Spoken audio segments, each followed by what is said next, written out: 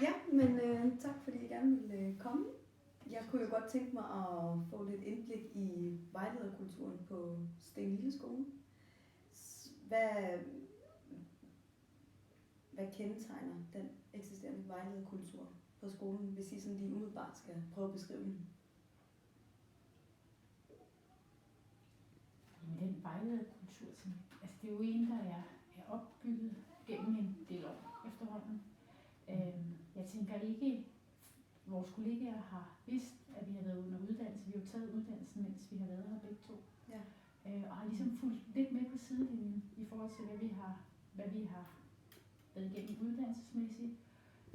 Og da vi under uddannelse, der begyndte vi jo faktisk at vejlede samtidig med. Og på den måde er det ligesom etableret en kultur, at vi er nogle tilgængelige, altså rimelig tilgængelige i det daglige. Ja. På den måde kan man sige, den åben kultur, ja. hvor man kan sige, at vi er jo let tilgængelige. Ja. Vi er jo selv en del af dansklærer-teamet. Vi underviser selv som dansklærer. Vi er i vores team. Så vi bruger en masse praksiserfaring. Del af... Ja. Hvor lang tid har I været vejledere begge to? Blev vi færdige i 2009? Det er faktisk i tvivl om. Hvornår tog vi det?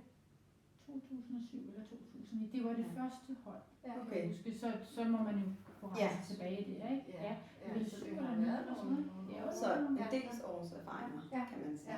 Ja. Og vi vejledte også, mens vi faktisk læste. Ikke? Jeg husker, at der gik vi i gang, så vi kørte praksis samtidig med, at vi uddannede os. Okay. Da I så startede, var der så en klar opgavebeskrivelse, som for eksempel lå for lederteamet, eller har I ligesom selv skulle definere jeres rolle? Men det startede vi egentlig selv med at gøre, i og med at vi skulle definere vores rolle, og vi lavede en beskrivelse af funktionen, samtidig med en læsepolitik. Det hang jo lidt sammen med, hvad er det, vi skal sætte i gang, og det blev godkendt af den daværende ledelse, og det er jo egentlig det, vi arbejder efter stadigvæk, men vi har selv været inde og definere selve altså en teknisk funktionsbeskrivelse. Også timeudkast og alt. Ja. Har alt det her været tilgængeligt for jeres kollegaer? Ja, for den stod i funktionsbeskrivelsen. Kom den ikke i læsepolitikken? Det er faktisk lidt i tvivl. Jo, det gjorde den. Det tror jeg, den gør. Jeg tror, det blev offentliggjort dengang. Ja. Og det ligger tilgængeligt, hvad det er, vi kan, og hvad det er, vi bruger tid. Vi lavede faktisk også selv læsepolitikken, som så også blev godkendt. Jeg blev så godkendt på kommunalplan også, faktisk. Okay. Ja. Når I sådan vejleder sådan i det daglige, hvilken vejlederrolle indtager I mest? Er der egentlig indtager mest sådan en ekspertvejlederrolle, hvor I skal komme, og kollegaerne forventer, at I har svarene, eller fungerer I mere som procesvejledere? Jeg synes, det er jo meget, det er forskelligt, det skifter.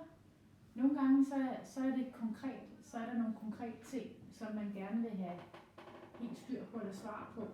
Nogle gange så ved man det selv, nogle gange skal man undersøge nogle ting. Andre gange, jamen, så er det en proces. Så kan du sidde med en kollega, som har et ønske om at gøre nogle ting, og hvor man ikke lige selv har tænkt den, men hvor man så i fællesskabet går ind og får drøftet, gud ja, det her kunne være spændende, og så kunne vi sådan og sådan. Og selvfølgelig sidder du selv med dine læsevejlederbriller på. Ja. Men at du former noget i processen med kollegaerne, og så går ind. Og i andre sammenhæng, jamen så er det noget helt konkret. Så er det noget viden, som man gerne vil have svar på, eller have hjælp til. Men det er jo processen, vi gerne vil, og det er det, vi har allermest. Ja. Altså i et samarbejde, et anerkendende samarbejde med de gode danske lærere, vi har. Og det kan godt være, at man så til sidst kommer frem, for eksempel hvornår en ordblind eller en elev skal ordblindtestes, eller men det er stadigvæk en proces, også tit faktisk, hvor vi har forældrene med, eller i hvert fald har dem til indledende møde, men også med dansklæreren for at sige, hvad er det, der er prøvet inden, hvad er det, man kan prøve, inden vi træffer den endelige afgørelse. Ja. Når I så starter de her vejledningssamtaler, altså rammesætter I dem inden, eller er det sådan, er der en fast struktur på dem, eller er det noget, I gør løbende, alt efter hvilken kollega og hvilken sag I sidder med? Jeg tænker i hvert fald, hvis vi går ud og så tænker, når vi har konferencer og det sådan, ikke, så er det klart, så er det rammesat. Ja. Så er der en fast struktur, der er en dagsorden, der er nogle ting, og der er også en opfølging, en evaluering. Der ligger ligesom sådan en fast plan. Der har vi en køreplan for det, som vi begge to bruger. Så er det afhængigt af, altså nogle gange så er det jo sådan noget ad hoc, Og nogle gange er det, så er det, hvad man skal sige, så er det noget opfølgning på noget andet. Og det er jo ikke altid, lige så vel som du sidder og sparer med din kollega, din danskfaglige kollega eller en matematikfaglig kollega, så sidder du også og sparer med din læsevejleder. Så nogle gange, ja, så enten så fanger folk en, eller skriver lige, har du tid der, kan vi ikke lige mødes, jeg har brug for et eller andet. Så prøver man at forberede, men der er det jo lige så meget, tænker jeg, at tage den der lyttende rolle. Hvad er det egentlig, hvad er det kollegaerne står med, og gerne vil have noget, hvad kan man sige, noget her og nu, altså feedback eller spark, og det er klart, der laver man jo ikke en dagsorden, eller skriver et langt referat, altså det klarer man jo der, men der hvor man har den dagsorden, det er til de to, vi prøver at køre med 2 læsekonferencer årligt. Men jeg var mere rammesat i starten, da det var et nyt tiltag, og da kollegaer også skulle finde ud af, hvad kan vi bruge det her til. Altså der var dagsordnerne meget mere struktureret. For mig afhænger det også nu af, altså hvad er det for en kollega? Altså det spiller faktisk også ind, og hvad er det, der skal til. Og så har der også været lidt med tiden her de seneste år, at nogle gange er der bare ikke tid til at lave den der helt faste ramme. Og så er vi faktisk i en proces, hvor vi er ved at lave en lille smule om på læsekonferencerne, fordi nu skal vi have indført klassekonferencer, hvor man også er omkring læsningen, og så har man yderligere læsekonferencer, så vi står faktisk også på Sten Lille Skole lige midt i en ændring af tingene, så vi skal faktisk køre det lidt på en anden måde i det nye skoleår. Hvis I sådan lige her til sidst bare lige skulle nævne nogle af de udfordringer, I som vejleder kan stå i. Nu nævner du for eksempel noget med tid. Det kan være en udfordring. Det kan det sagtens, men jeg tror, den største udfordring, jeg har mødt, eller udfordring, det ved jeg ikke, om det er, men det er noget, man skal være bevidst om, det er, at vi er vejledere. Vi er ikke ledere, eller bedre vidne, eller noget end vores kollegaer, vi kan kun vejlede. Har I oplevet, måske i starten, da I var vejledere, at I blev betragtet som noget andet end vejledere? Så blev det i talesat, eller sådan fra kollegaers side? Nej, det synes jeg faktisk ikke. Jeg tror indimellem, der kan måske være kommet nogle kollegaer med en eller anden faglig udfordring, hvor de har tænkt, du er jo vejlederen, det er dig, der er den, løs det. Fix det. Hvor man måske har sat gang i en proces, der på en eller anden måde har været en udfordring for kollegaen, fordi de selv skal i spil. Altså vi skal ikke overtage nogens arbejde. Nej, involvere processen. Lige præcis.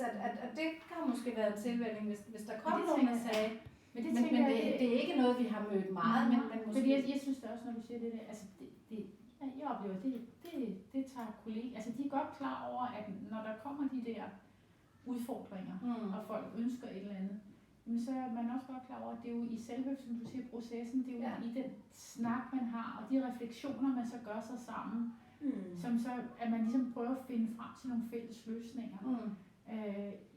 Jeg har ikke en oplevelse af, at folk bare tror, at man kan gå ind og trylle. Det har jeg heller ikke. Jeg så også lige for nogle enkelte kan de måske godt have troet i starten at når det er der er det, men det der med, det er faktisk en proces, der skal reflekteres, og det er et samarbejde. Det er ikke sådan en quick fix, at nu kommer der lige læsevejleder og ordner noget. Og det synes jeg faktisk heller ikke, der er nogle kollegaer, der altså jeg synes, det er... Jeg tænker også på, at nu har vi siddet i en anden sammenhæng, Rikke og jeg, hvor vi i nogle sammenhæng har hørt mange øvrige vejledere, der sidder i sådan nogle, hvad kan man sige, ligesom i lidt pressede situationer, eller I sidder sådan lidt dels mellem kollegaer og ledelse. Og det føler jeg aldrig, altså det har jeg aldrig oplevet blandt kollegaer, vi har. Men det er det forum, vi sidder i, hvor også nogle vejledere har den opfattelse, at de måske indimellem er ledelsens forlængede arme, og det har vi jo været klar over fra starten, at det er ikke vores rolle. Men det skal man selvfølgelig være bevidst om som vejleder, hvad er det egentlig, min rolle er. Og det bliver også, det bliver også bakket op fra lederteamet, at I vejleder og ikke deres forlængede arm. Det er da helt... Altså på den måde, vi har et rigtig godt samarbejde, både med ledelsen, men i hvert fald også med kollegaer. Og det der med, at de kommer spontant og henvender sig.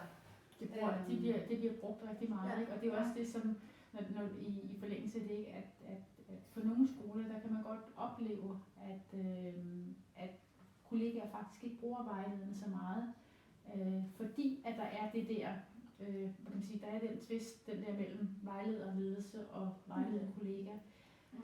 Og det handler jo ligesom om fortrolighed og en tryghed, når man sidder og skal hjælpe og prøve at vejlede i nogle situationer. Og det synes jeg faktisk, at det er noget af det, vi er gode til. Det mener jeg virkelig, at vores kollegaer bruger os.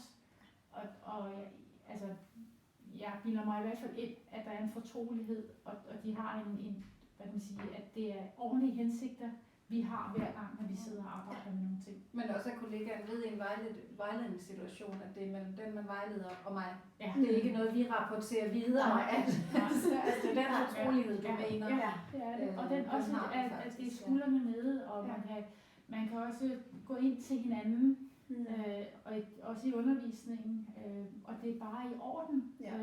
Der er ikke, det er ikke sådan, at man ikke skal være der, eller tværtimod, at man faktisk synes, at det er rart, at man kan, at de også kan bruge os der, og man kan gå med ind eller bakke op omkring nogle ting. Så kollegaer inviterer jeg faktisk med ind og synes, det er okay. Altså, de er trygge ved det. Ja, som Rikke siger. Jeg har ikke oplevet andet, der er ikke nogen, der har i tale sat andet, end det er men også det, som du selv siger, ikke, det her med, at vi bliver også, altså vi bliver brugt og spurgt meget. Og nogle gange så er det lige før, at det er rigtig svært at finde ud af, hvor ligger mine ressourcer, fordi at der simpelthen bliver hævet i alle, sige, der hvor der er brug for det. Ikke? Og det her med, at man nogle gange bliver nødt til at trække sig i nogle ting, fordi man så skal overlægge det et andet sted. Ikke? Men det er jo positivt, det er jo super positivt. Ja, det er det. Så hvis vi lige sådan skal opsummere, så er nogle kollegaer, som opsøger vejledning selv, der har sådan fokus på, at det skal være nogle involverende processer. Ja. Og der er man er tryg. Det er meget kendt at komme og søge vejledning, og det er okay, og man kan gøre det på sikker base. Ja, det er præcis. Super. Godt. Jamen, tak for jeres tid.